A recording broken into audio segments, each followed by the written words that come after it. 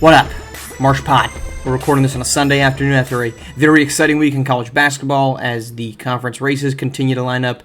A very exciting weekend of SimWorld prep. That, of course, we will be talking about, have talked about on Monday morning. We'll talk about that again on Tuesday morning as we finish up the slate of action. But what I want to talk about today and what's really fascinating me has been Miami. The Miami Hurricanes went from very high expectations to begin the year to a team that we pretty much wrote off to now suddenly a team that is tied for second in the ACC. Now, they do not have the tiebreaker over Duke. They split those two games, and the next best tiebreaker is best record. Duke, of course, is going to win that. They are 0-1 currently against Virginia Tech. They play them again later on in the season, but they sit a game behind Louisville, who they do not play. They have not played them yet. They'll play them on April 7th. So the floor is ahead of them. The opportunity for the Hurricanes is in front of them. And at 11-14, they are the only team in all of college basketball to be in the top two or tied for the top two and be under 500. No other team in college basketball is in contention for their conference championship game and is under 500 on the season. Miami is. Because ever since December 18th and ever since conference play, they have been a completely different team. If you look at their record, just since conference play, which they're 6-2, again, that's January 28th, that would be tied for the 8th best record with 5 other teams in all of college basketball. So at worst, it's the 13th best record in all of college basketball, but again, tied with 5 other teams with the 8th best mark at 6-2. 7 teams have lost fewer games than what Miami has done since the turn of conference play. That's an alarming sample size in a positive direction for Miami. But I think it actually extends a little bit before that. And if we go back to December 18th, they are 8-4 since that time. They've been a much, much different basketball team than the one that started 3-10 and looked buried in the ACC with no chance of coming back. If you look at, let's go to those 4 losses. It's Colorado by 12, Davidson by 8, Duke by 24, Virginia Tech by 5. Really, the Colorado one, I think they could have been a little bit closer, but let's count it as they had no chance in it, and that's 2 losses that you look at and say, wow, they really didn't show up. Meanwhile, their wins to Purdue by 10, Creighton by 1, Virginia 10, Georgia Tech by 7, Syracuse by 4, FSU by 8, Duke by 9, Wake Forest by 8. Now look, we can look at that group and we can say, well, it's not really a murderer's row. Creighton is unlikely or is on the bubble for Hoopsteria right now at 9-14 overall. Virginia in the same situation on the bubble at 9-14. Syracuse has not won a game yet.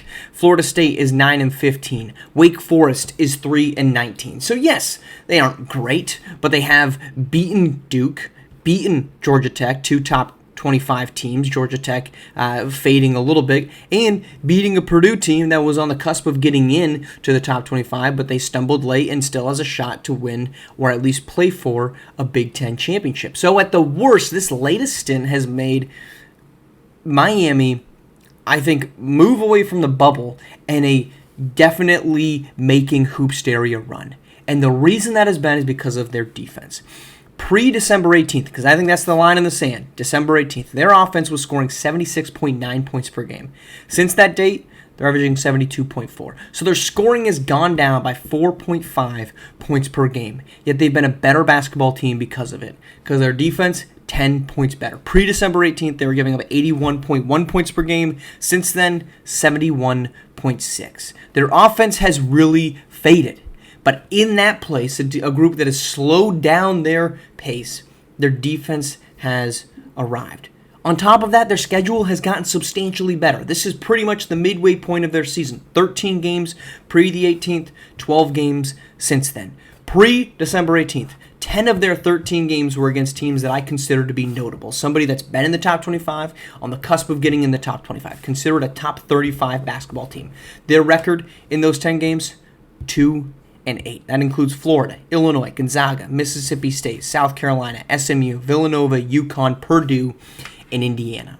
The schedule has lightened since then. 6 of their last 12 games have been against notable opponents. Their record, 3-3. Games against Purdue, Davidson, Duke, Georgia Tech, Virginia Tech, and Duke.